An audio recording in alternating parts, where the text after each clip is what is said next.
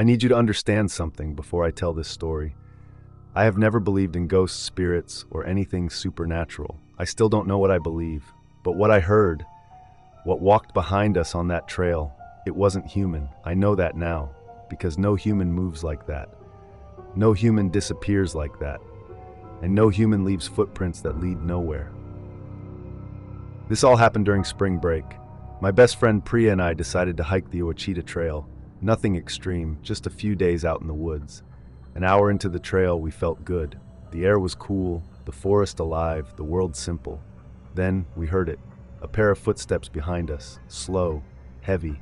Not too close, just close enough that we knew someone was there. I remember turning to Priya and saying, "Guess we've got company." I laughed. I shouldn't have.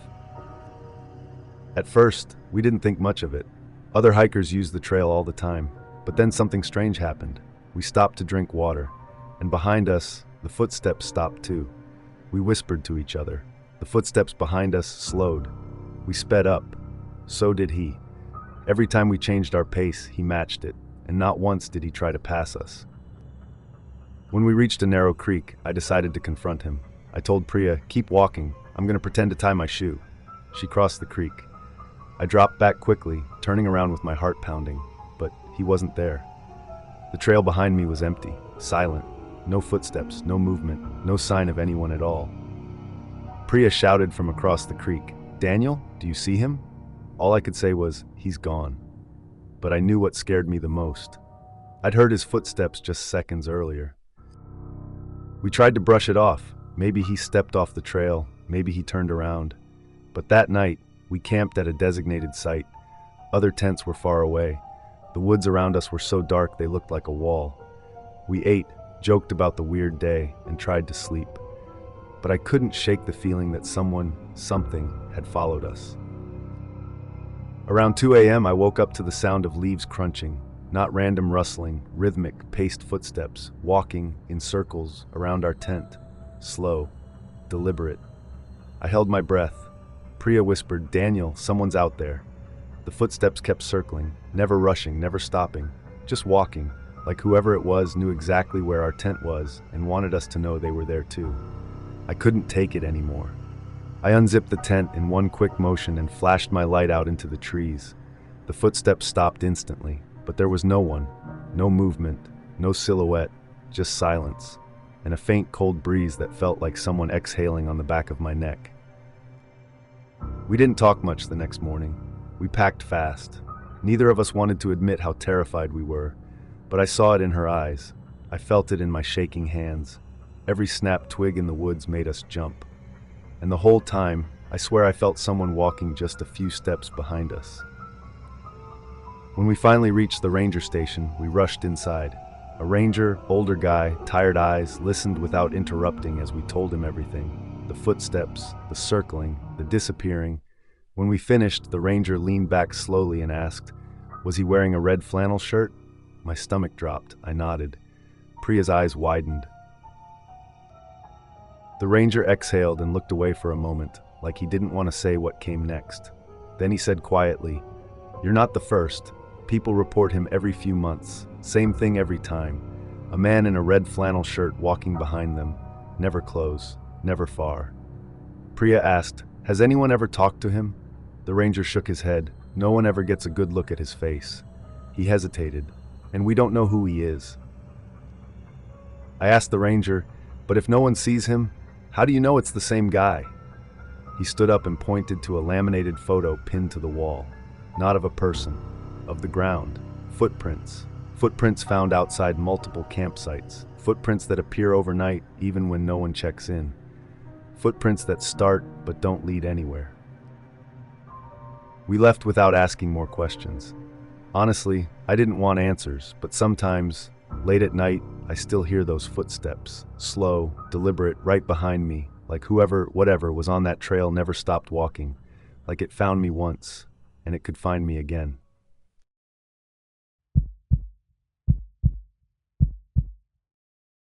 I'm going to start this exactly the way the ranger said he didn't want me to, because if I don't tell it, I don't think I'll sleep again.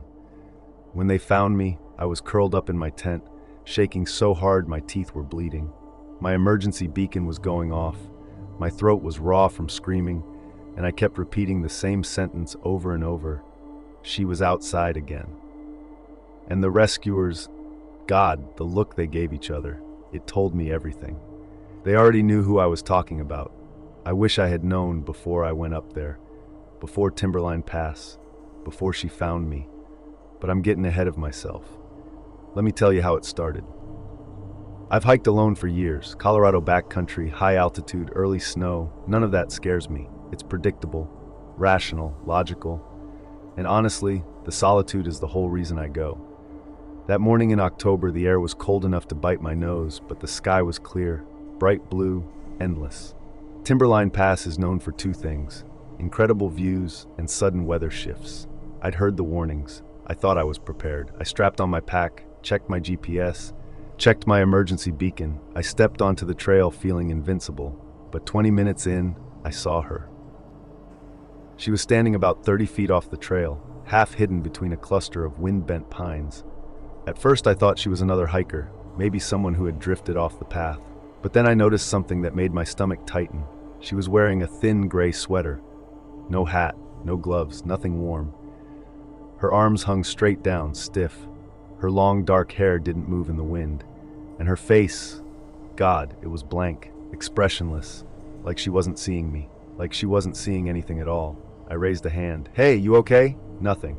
She didn't blink. She didn't flinch, she didn't even look cold, just frozen. I should have kept walking. I should have trusted the dread creeping up my spine.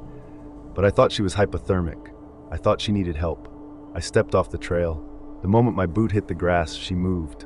Not fast, not jerky, just turned, slowly, like a rotating mannequin. Then she walked behind the trees, not stumbling, not shivering, just walking, smooth, silent. "Oh, okay," I muttered. "At least she's not collapsed." I pushed between the pines after her. But on the other side, there was nothing. No footprints, no disturbed snow or dirt, no rustling branches, just empty forest, like she'd evaporated. I felt my heartbeat in my teeth. I told myself I was overreacting, that she must have turned sharply and I just missed the trail she followed. People vanish into the brush all the time, but I kept replaying it. The blank face, the sweater, the way she turned her head like something else was pulling the strings. I walked faster. By late afternoon, clouds had begun to stack on the horizon. Thick, gray, dangerous. A storm was coming in early.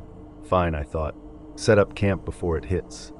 But the deeper the light faded, the more uneasy I became. I pitched my tent on a flat stretch near the tree line. The wind was getting stronger, and I could smell snow coming. I crawled inside, zipped up my sleeping bag, and tried to relax. For a while there was only the sound of wind, but sometime after midnight, crunch, soft, slow, measured, footsteps. I opened my eyes, my breath caught in my throat. The steps circled the tent, once, twice, then they stopped at my door. I held my breath so long my chest burned. I whispered, "Hello?" No answer. Just silence so deep it swallowed the wind. I didn't sleep the rest of the night. At sunrise there were no footprints, not a single one. Not in the mud, not in the patches of early snow. But I heard footsteps. I know I did. I should have gone back, packed up and left.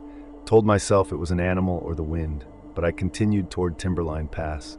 Something about the woman kept clawing at my mind. I needed answers. By afternoon the storm hit full force. Snow came sideways, the sky turned black, the wind screamed like a living thing. Visibility dropped to maybe 10 feet. The trail disappeared. I had no choice. I had to set camp again. Inside the tent, the wind hammered so hard the poles bowed inward. Then through the howling storm, I heard it again. Crunch, crunch, crunch, circling, slow, deliberate, and then a voice, so faint I barely caught it, a woman's voice, whispering my name. I froze.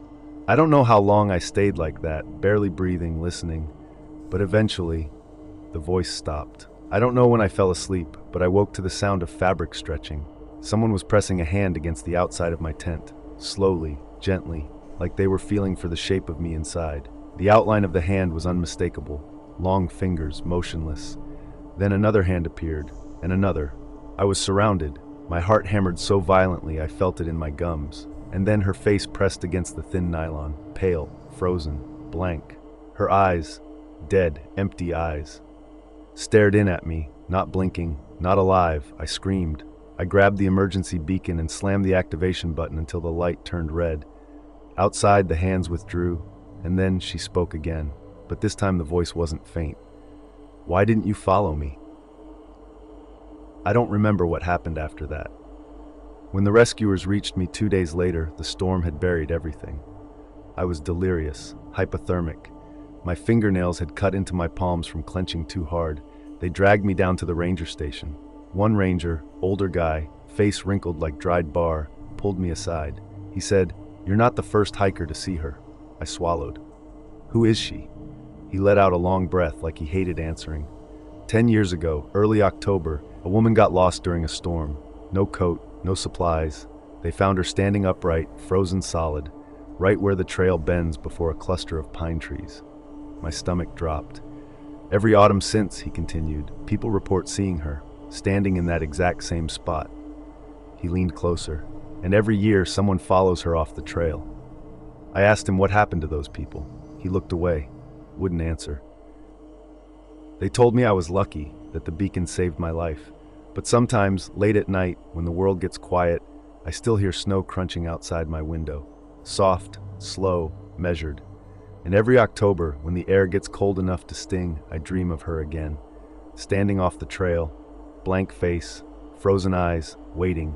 And I know, she's still up there on Timberline Pass, and she's still looking for someone to follow her. If you're enjoying these stories, hit that like button, comment your favorite story, and subscribe for more spine-chilling tales every week. Don't forget to turn on notifications so you never miss a new upload.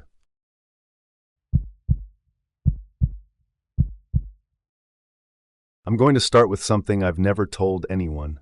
Not my family, not the police, not even the people closest to me. Because every time I try to talk about it, I still hear it. That laugh, high-pitched, playful, and way too close. I need you to listen carefully, because if you ever go hiking at night like I used to, you need to understand why I don't do it anymore. Why I will never do it again. It all started the night I realized something was hunting me in the woods of northern Michigan. I worked late shifts back then, and night hiking was the only time I had to breathe. No crowds, no noise, just me, my flashlight, and the trail. People said it wasn't safe, but I knew those woods better than my own apartment. Or at least, I thought I did. It happened just after midnight. I was halfway through the trail when I heard something echo between the trees. A laugh. High-pitched, quick, almost like a kid giggling. I froze. Coyotes sometimes make sounds like that, but this sounded wrong, too human, too close. I tried to shake it off, but the moment I took another step, it laughed again, closer. I raised my flashlight and aimed into the trees. At first, nothing, just branches, fog, and darkness. Then the beam slid across a fallen log, and behind it, something crouched, pale, smiling, motionless. Two wide eyes staring back at me without blinking. In the split second before it ducked out of sight, I realized something that made my stomach drop. That wasn't an animal, it was a person. My legs moved before my brain did. I turned and ran down the trail as fast as I could, branches snapping under my feet. My breath was sharp and loud in the cold air, but behind me, that laugh started again. Not in one place, not behind the log. It was moving, it was following me. Every time I pushed faster, the laughter bounced through the trees, keeping pace, almost playful, like it was enjoying the chase. I kept my flashlight angled behind me as I ran. Every few seconds I'd catch movement, something darting between trees, always just out of reach of the light. Too fast, too smooth. At one point, the beam hit a tree trunk, and I saw a pale hand curl around the side of it, then disappear instantly. It was toying with me. I could feel it, like a cat playing with a mouse. I burst out of the tree line and into the small gravel parking area. My car was the only one there. The lot was silent, too silent. My hands were shaking so badly that when I reached into my pocket, my keys slipped out and hit the ground. That's when I heard it, a whisper, right behind me, as close as someone leaning over my shoulder. "I almost got you." I grabbed my keys, dove into the car, and slammed the doors shut. I locked them so fast I nearly broke the switch. My headlights lit nothing but concrete and darkness. No movement, no figure, no laughter. But the moment I hit the gas and sped off, something thumped against the back of my car. Hard. I didn't look. I couldn't. I just drove. When I finally reached my apartment, I jumped out and ran straight inside. I didn't sleep. I just sat on the couch, shaking, replaying everything in my head. Eventually, I forced myself to go back outside to look at my car, just to prove I wasn't losing my mind. I walked around the back of the vehicle, and that's when I froze. Long, muddy handprints streaked across the trunk. Not just one, dozens. As if someone had been gripping the car, dragging their fingers along it, all the way from the woods to the parking lot. Someone had followed me, clinging to the back of my car the whole way. I called off work the next day. I didn't leave the apartment. I kept every light on, and I never, ever went hiking at night again. But here's the thing. Sometimes, even now, when the wind is quiet and the house settles, I swear I can hear it, somewhere outside, a soft, playful laugh, waiting for me to step back into the dark. Thanks for watching Sinister Horror Diaries, where the shadows speak and the stories never end. Stay safe, stay scared, stay sinister.